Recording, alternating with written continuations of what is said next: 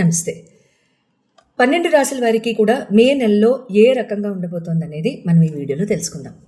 మే నెలలో నేను ఉగాది రాశి ఫలాలు చేసేటప్పుడు మే నెలలో 3 ప్లానెట్స్ యొక్క మేజర్ ట్రాన్సిట్స్ ఉన్నాయని మనం మాట్లాడుకున్నాం, అవునా? అయితే గురు భగవానుడు, రాహు భగవానుడు, కేతు భగవానుడు ఈ ముగ్గురు కూడా మే నెలలో మారుతారు. రాహుకేతులు ఇద్దరు కూడా ప్రతి సంవత్సరంన్నరకి మారుతారండి. గురు భగవానుడు ప్రతి సంవత్సరానికి మారుతూ ఉంటారు. అయితే ఈ 3 ప్లానెట్స్ కూడా శని భగవానుడు 2.5 సంవత్సరాలకు ఒకసారి. సో ఆయన మొన్ననే మారారు, మార్చి 30 మనం చెప్పుకున్నాం అది. ఈ 4 ప్లానెట్స్ కూడా అంటే 4 major planets which have greatest impact on lifes of people. అంటే మిగతా వాళ్ళకి ఇంపాక్ట్ ఉండదా? ఉంటుంది. కానీ అవి చాలా లిమిటెడ్ టైం పీరియడ్కి ఉంటుంది ఆ ఇంపాక్ట్ అనేది. ఈ ఇంపాక్ట్ ఏదైతే ఉందో ఇది మేజర్ టైం పీరియడ్కి ఉంటుంది. ఎందుకని? శని భగవానుడు మారినప్పుడల్లా 2.5 సంవత్సరాలకు మారుతారు. సో మనకి ఏ ఇంపాక్ట్ అయితే వస్తుందో 2.5 సంవత్సరాలు ఇంచుమించు ఒక రకంగా అలాగే ఉంటుందని చెప్పుకోవాలి. గురు భగవానుడు ప్రతి సంవత్సరానికి మారుతారు. గురు భగవానుడు ప్రతి సంవత్సరానికి మారినప్పుడు సంవత్సరాంతం ఆయన భాగ్యస్థానంలో ఉంటే చాలా సంతోషం, సంవత్సరాంతం ఆయన అష్టమంలోనో వ్యయంలోనూ ఉంటే సో ఆ రకంగా రిజల్ట్స్ ఉంటాయి. రాహు భగవానుడు, కేతు భగవానుడు సంవత్సరంన్నరకి మారుతారు. ఈ సంవత్సరంన్నరకే మారే ఈ టైము గురు భగవానుడు, రాహుకేతు భగవానులు ఇద్దరు ముగ్గురు కూడా జస్ట్ ఒక 3 days గ్యాప్లో మారుతున్నారు. అందుకని ఈ మే యొక్క రాశి ఫలాలు చాలా చాలా ఇంపార్టెంట్. ఎందుకు? ఒక రకంగా ఆల్మోస్ట్ ఇంకా ఆ ఇయర్ని ఏ రకంగా నడుపుకోవాలనేది ఈ మేలో ఒక హెడ్సప్ అనేది ఇవ్వడం జరుగుతుంది. అంటే ఒక రకంగా డిస్క్లైమర్, అంటే మనం ఆర్చి అడుగు వేయడానికి కానివ్వండి, మన మంచి చెడులు ఎంచుకుని మనం ప్రవర్తించడానికి కానివ్వండి, ఎటువంటి నిర్ణయాలు తీసుకోవాలి, ఎటువంటి నిర్ణయాలు మనం తీసుకోకూడదు, తర్వాత ఎటువంటి ఆస్పెక్ట్స్లో మనం ముందుకు వెళ్ళొచ్చు, లైక్ స్కిల్స్ అండ్ ఎడ్యుకేషనా, లేకపోతే జాబా, ఉద్యోగపరంగానా, లేకపోతే బిజినెస్ పరంగానా, వివాహం కాని వాళ్ళకి అసలు ఏ రకంగా ఉంటుంది, వివాహం అయిన వాళ్ళకి ఏ రకంగా ఉంటుంది, తర్వాత ఇంకా కొన్ని జాగ్రత్తలు ఏమైనా తీసుకోవాలా, ఇటువంటివన్నీ కూడా మనకి ఈ పర్టిక్యులర్ వీడియోలో మనం తెలుసుకుందాం. అయితే ఈ 12 రాశుల వారికి కూడా ఏ రకంగా ఉంటుంది అనేది మనం విడివిడిగా ఒక్కొక్క వీడియోలో చాలా చక్కగా మనం తెలుసుకుందామా? మరి మే నెలలో వృషభ రాశి వారికి ఏ రకంగా ఉండబోతుందో తెలుసుకుందామా? వృషభ రాశి వారికి మీ రాశి లార్డ్ వచ్చి శుక్ర భగవానుడు. శుక్ర భగవానుడు లాభస్థానంలో ఆయనదైన ఉచ్చస్థితిలో ఆయన మీన రాశి యందు గోచారం చేయడము, రాహు భగవానుడు, శని భగవానుడు, బుధ భగవానుడితో ఆయన కలిసి గోచారం చేయడం జరుగుతుంది. అయితే శుక్ర భగవానుడు మే నెలలో ఎక్కడా కూడా రాశి పరివర్తన అయితే లేదండి.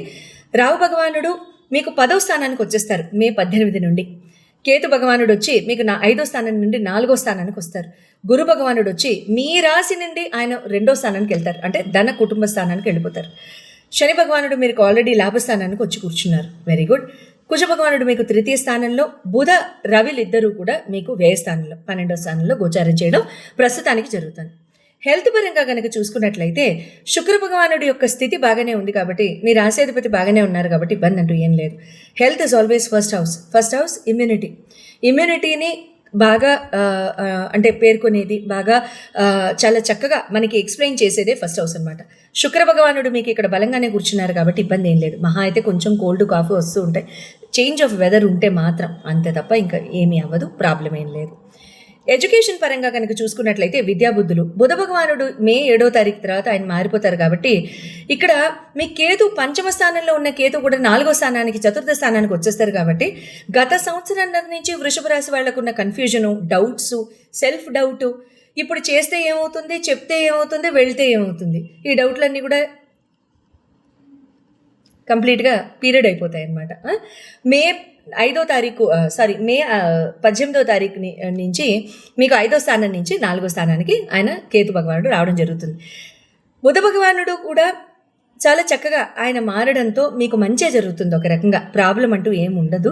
అంటే మీకు క్లారిటీ ఆఫ్ థాట్ ఉంటుంది, చాలా కామ్గా ఆలోచించడానికి వీలవుతుంది. కానీ ఎగ్జామ్స్ ఉన్న వాళ్ళు ఎవరైనా ఉంటే మాత్రం చాలా జాగ్రత్తగా రాయండి. ముఖ్యంగా government exams, engineering department exams, ఇంకా ఇలాంటి ఎగ్జామ్స్ ఎవరైనా ఉంటే గవర్నమెంట్ రిలేటెడ్ చాలా జాగ్రత్త అండి. మే 14th లోపు ఎగ్జామ్స్ ఉన్న వాళ్ళు ప్లీజ్ కాన్సన్ట్రేట్.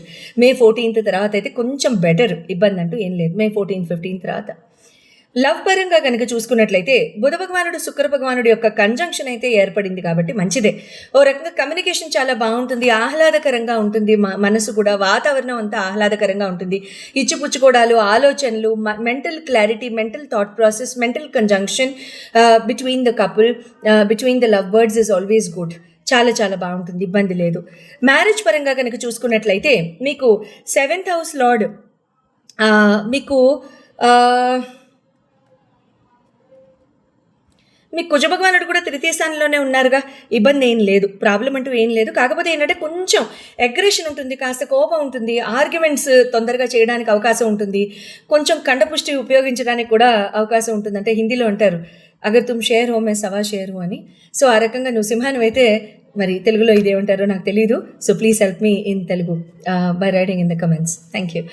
అయితే సో ఆ రకంగా మీకు కుజ భగవానుడు తృతీయ స్థానంలో ఉండడం చేత మీకు కొంచెం అగ్రెషన్ అది కాస్త ఎక్కువగా ఉండడానికి అవకాశాలు ఇక్కడ ఉంటాయి. So no arguments at all.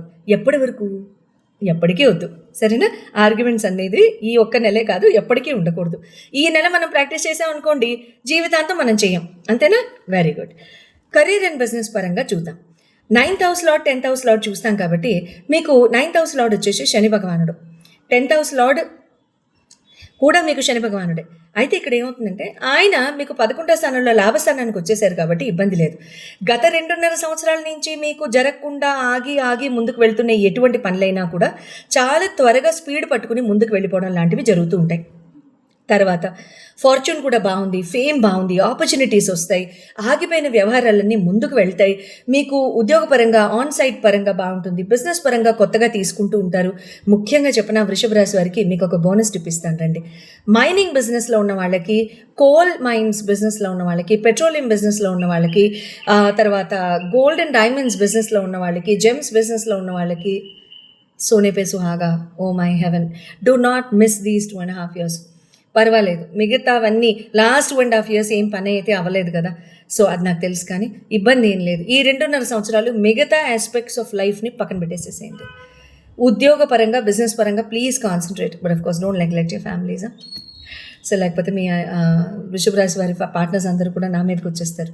So వాళ్ళకి టైం ఇస్తూ, వాళ్ళ సహాయం తీసుకుంటూ ముందుకెళ్ళిపోండి ప్రొఫెషనల్గా. బాగుందా? Very good. అయితే రాహు భగవానుడు కూడా మీకు చేంజ్ అవుతారు కాబట్టి మీకు ఇక్కడ ఎలా ఉంటుందంటే, రాహు భగవానుడు కూడా మీకు 11వ స్థానం నుంచి, లాభస్థానం నుంచి 10వ స్థానానికి రావడం, ఆయనకి అష్టమ చూపు కూడా ఉండడం లాంటివి జరుగుతాయి. ఇక్కడ ఏమవుతుందంటే మీకు కొంచెం చిరాకు పెట్టేవాళ్ళు ఉద్యోగపరంగా కానీ, బిజినెస్ పరంగా కానీ ఎక్కువ అవడం కానీ, సడన్గా కనపడడం కానీ, లేదా సడన్గా మోసం చేసిన వాళ్ళు ఎవరు అనేది తెలియడం కానీ, లేదా ఒకవేళ మోసాలకి ఏమైనా గురి అయి ఉంటే, లేదా ఇక్కడ అంటే ఆపర్చునిస్టిక్ పీపుల్ ఉంటారు చూడండి, ఆ ఆపర్చునిస్టిక్ పీపుల్ని బయట పడ్డం కానివ్వండి, ఇటువంటివన్నీ జరుగుతూ ఉంటాయన్నమాట. సో ఈ రకంగా ఉన్నప్పుడు మీరు ఏం చేస్తారంటే వృషభ రాశి వారంతా కూడాను ఈ మే నెలలో అమ్మవారి ఆరాధన చాలా బాగా చేసుకోండి. సరస్వతి మాత ఆరాధన అయితే ఇంకా మంచిది. సరస్వతి మాత ఆరాధన అంటే అష్టోత్తరం చదువుకోవడం కానీ, ప్రతిరోజు 12 నామాలు, లక్ష్మీదేవి 12 నామాలతో చదువుకోవడం కానివ్వండి, స్తుతులు చేసుకోవడం కానివ్వండి, ఆ కన్న తల్లివి, అది చాలా చాలా మంచి చేస్తుంది. ఓం నమ శివాయ జపంతో పాటు హనుమాన్ చాలీస్ కూడా చేసుకోండి, శుభం జరుగుతుంది. శుభం భూయాత్.